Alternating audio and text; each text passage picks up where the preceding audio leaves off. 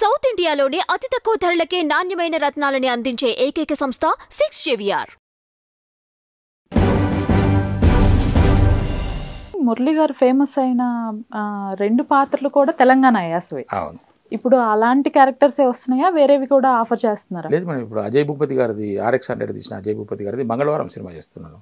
అది totally east Godavari slang. Okay. Amala ఇక్కడ ఆత్రేయపురంలో చేస్తున్నాం. వాటిని కూడా సేమ్ ఇదే ఈజీగా మాట్లాడగలుగుతారని మాట్లాడతాను మేడం, మాట్లాడచ్చు. ఓకే. అదేముందండి, ప్రయత్నం చేసి తప్పేముంది. డీజే టిల్లులో జొన్నలగడ్డ సిద్ధార్థకి ఏవైనా మంచి మెమరీస్ ఉన్నాయా మీకు ఆ మూవీకి సంబంధించి? అతనితో కానివ్వండి. ఆ సినిమాలో నాకు అవకాశం రావడమే ఒక మంచి మూమెంట్. ఇంకా తర్వాత మాకు అసలు ఆ ఆర్టిస్టులతో ఎవరితో కూడా పెద్ద ఇంటరాక్షన్ ఏం లేదు ఇప్పటి వరకు కూడా. సెట్లో కలవటము, మన వర్క్ చేసుకోవటము, ఆ తర్వాత ఎవరి దారి వారిదే. ఓకే. అంతా ఒకటి. దాని కారణం ఏంటంటే, రెండవది నాకు చొచ్చుకుపోయే స్వభావము, దూకుడు స్వభావము, దుందుడుకుగా ముందుకు వెళ్ళి అందరితో మింగిలైపోయే స్వభావం నాకు లేకపోవడం కొంత. నా లిమిట్స్ తెలుసుకొని నేను నా లిమిట్లో ఉండటం అనుకునేది కొంత. లిమిట్స్లో ఉండటమే నాకు ఇష్టం madam. Why should be cross our limits. ఈ సినిమా రంగం ఇది. ఎక్కువ మాట్లాడితే ఎక్కువ మాట్లాడిన అంటారు, తక్కువ మాట్లాడితే ఏమిటి మాట్లాడలేదు అంటారు. కాబట్టి సైలెన్స్గా ఉండడం బెటర్. నేను ఒకటే పాలసీ ఉపయోగిస్తాను మేడం. నా వెంట ఒక న్యూస్ పేపరు, ఒక బుక్ తీసుకొని వెళ్తాను నేను లొకేషన్కి. నా వర్క్ లేనప్పుడు శుభ్రంగా ఒక కుర్చీ తీసుకొని పోయి పక్కన కూర్చుంటాను, అవి చదువుకుంటూ కూర్చుంటాను, అంతే. నా దగ్గరికి ఎవరైనా వస్తేనే మాట్లాడతాను, లేకుంటే మురిదన విలువండి అని అంటే అక్కడ జరిగేది అంతా వింటుంటాను. నేను సెట్కు దూరంగా ఉండడం, దగ్గరలోనే ఉంటాను. పిలవండి అన్నప్పుడు ఎవరు నా దగ్గర రాకముందు నేను వేచి సెట్లోకి వెళ్ళిపోతాను, నా పని చేసుకొని వచ్చేస్తాను. వేణుగారిని అసలు అనుకున్నారా డైరెక్టర్గా? ఎందుకంటే మనందరికీ కమెడియన్గా తెలుసు. ఇంత మంచి మూవీ, ఈ కథని ఇంత బాగా నరేట్ చేయగలుగుతారు, ఇంత బాగా తీయగలుగుతారు అని మీరు ఫస్ట్ అసలు ఏమనుకున్నారు? అంటే ఫస్ట్ ఏమో, సార్ మీరు నారాయణ క్యారెక్టర్ ఉంది, ఈ క్యారెక్టర్ మీరే వేస్తున్నారు, మీరు అక్కడ ఫిక్స్ అయిపోండి సార్, ఏ మార్పులు చేర్పులు లేవు, నేను మిమ్మల్ని ఓకే చేసుకుంటున్నాను అన్నారు. ఓకే. కథ చెప్పడం అనేది ఆయన సినిమా స్టార్ట్ అయిన తర్వాత షూటింగ్లో చెప్పారు. ఓకే. షూటింగ్లో చెప్పారు. ఇంకోటి ఏంటంటే, ఇక్కడ అందరూ కూడా నేను వేణు కమెడియను, జబర్దస్త్ కమెడియను అని చెప్పేసి అని అంటుంటారు. కమెడియన్ అనేది ఆయన ఒక స్కిట్స్ చేసి ఆయన వ్యవహారం, ఆయన జీవన విధానం, జీవన భృతి అది. కానీ ఆయన లోపల ఒక నటుడు, ఒక రచయిత, ఒక దర్శకుడు అలాగ దాగి ఉన్నాడు మేడం.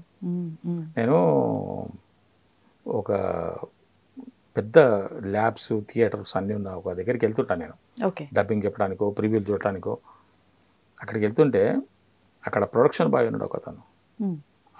అతను మాట్లాడే విధానము, ప్రొడక్షన్ బాయ్ అంటే వెళ్తే క్యాంటీన్లోకి వెళ్తే మనకు భోజనాలు పట్టించేవాడు, టిఫిన్ ఇచ్చేవాడు, కాఫీలు ఇచ్చేవాడు. అతను మాట్లాడే విధానం ఏంటి, అతను పెద్ద దర్శకుడు ఉన్నాడు. కానీ ఏం చేస్తాం, ఆయన అక్కడ ఉన్నాడు. ఏంటి సార్ మీరు అని అంటే, ఆయన ఏదో చెప్తుంటాడు బాబు. అట్లాగా ఏ పుట్టలో ఏ పాముందో తెలియదు. వేణు లోపల అటువంటి దర్శకుడు ఉండడన్న సంగతి ఇప్పుడు అర్థమైంది మనకు. మొదట ఈ మూవీకి కూడా ఏదో సెన్సార్ ప్రాబ్లం అయిందని చెప్పేసి విన్నామండి కొన్ని సీన్స్కి, నిజమేనా? Not at all. Okay.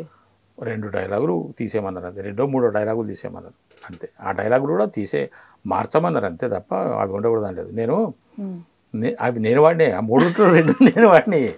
Me dialogue 2 డైలాగులు నేను వాడి.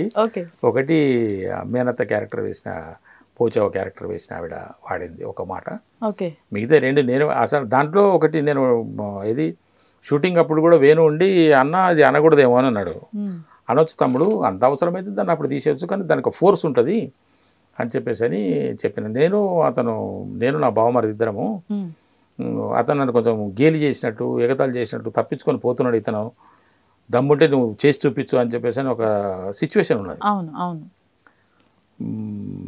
అప్పుడు నాకు కోపం వస్తుందన్నమాట. వాడు ఎట్లాగో నా బావమరిదే. కాబట్టి మామూలుగా ఈ పదం వాడుతుంటారు, తెలంగాణలో వాడుతుంటారు, ఆంధ్రాలో కూడా వాడుతుంటారు. వాడు ఏమంటాడంటే,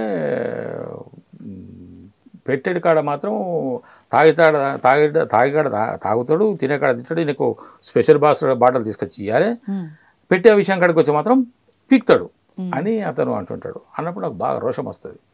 రోషం వచ్చేసి, బంచత్ నా మొగతనం లెక్క కడతావురను అనే పాట అన్న నేను. అనగానే వేణు అన్న సార్ బంచత్ అంటున్నావు అంటే, అనొచ్చు తమ్ముడు ఇది, ఎందుకంటే ఇది ఒక తిట్టు అఫ్కోర్స్. రెండవది నేను ఎవరిని అంటున్నా, నా బావమరిది అంటున్నా. నేను ఎవరిని తిడితేనేమో నువ్వు నా చెల్లెను అక్కను ఎట్లా తిట్టినావు అని అనొచ్చు. ఇక్కడ వాడి చెల్లెని నా భార్య కాబట్టి ఇది అప్రాపరియేటే ఉంటుందేమో, అంతగా అయితే అప్పుడు దాన్ని మార్చుకోవచ్చులే అని అప్పుడు జరిగిన చిన్న ఆలోచన జరిగింది, డౌట్ వచ్చింది. ఆయన నేను అన్నాను. తర్వాత ఇంకోటి బాడుకవులు, ఇంత చేసినా కూడా ఈ బాడుకవులకు బుద్ధి లేదు, ఆ మాత్రం మర్యాద లేదా అనే పదాన్ని వాళ్ళు సెన్సార్ వాళ్ళు బాడుకవులు అనేది బాగుండదండి, ఇంకా దాన్ని మార్చేసి వేరే ఏదైనా పెట్టండి అని అంటే అప్పుడు బేకార్గాన్లో అన్నా. ఈ బేకార్గాన్లకు ఈ బాడుకవులకు ఇంత మర్యాద లేదని ఈ బేకార్గాలు బాబా కలుస్తుంది అని చెప్పేసి అని బాడుకవులు బేకార్ అంటే బాబా, ఆ మిగతాది బా అనేది ఒకటే కనిపిస్తుంది, మిగతాది వీరపడదు. ఇంప్రూవైజేషన్స్ ఏవైనా ఉన్నాయండి స్క్రిప్ట్ పరంగా కాకుండా? స్క్రిప్ట్ ఎక్కడ మేడం, అయ్యో సెట్లో చాలా మార్చినాం. మీకు ఒక చిన్న ఉదాహరణ చెప్తాను. ఈ మధ్య చాలామంది దాని గురించి చెప్తున్నారు, ఏది ఇప్పుడు నేను చేసిన యాక్టివిటీ గురించి చాలామంది పర్టికులర్గా దాన్నే హైలైట్ చేస్తున్నారు. సార్ మీరు అక్కడ చేసింది అబ్బా మా గుండెల్ని కదిలించింది సార్ అని చెప్పేసి అంటున్నారు. ఈ లేడీస్ కొంతమంది ఫోన్లు చేసినప్పుడు సార్ దాన్ని అబ్బా ఏం చేశారు సార్ మీరు అని అంటున్నారు. అదేంటంటే లాస్ట్కు క్లైమాక్స్లో ఆ బుడగ జంగల వాళ్ళు కుమరయ్య ఆత్మలాగా ఒక పాట ఎత్తుకుంటారు. అల్లుడ అనేది పెద్ద కొడుక ఐలయ్య, చిన్న కొడుక మొగలయ్య, కోడల సుజాత అని ఇంకేదో అని బిడ్డ లచ్చవా అని చెప్పేసి అని అంటుంటారు. అది 2-3 రోజులు జరిగింది మేడం. అదంతా కూర్చొని విసుగొస్తుండే. ఇంకా అక్కడ కూర్చున్నాం, ఇట్లా కూర్చున్నా ఆమె మాట్లాడుతూ అల్లుడ నారాయణ అన్నది. నేను ఒకసారి అలా అది రికార్డ్ అయింది. అది చెప్పింది కాదు, అనుకోకుండా అప్పటికప్పుడు వచ్చిన ఫీల్. అల్లుడా నారాయణ అని తలలేపిన. అది ఇప్పుడు ఎంత హైలైట్ అయిందంటే నా స్పందన అట్లా అనిపించేసి, తర్వాత నా బిడ్డని నీ చేతిలో పెట్టినా అని చెప్పేసి అన్నప్పుడు ఆమె భుజం మీద నేను చేస్తాను. చేస్తే ఆమె పెద్దగా రెస్పాండ్ కాలే. నొక్కిన, నేను గట్టిగా నొక్కితే అప్పుడు ఆమె చేయి తీసి నా చేయి మీద పెట్టింది.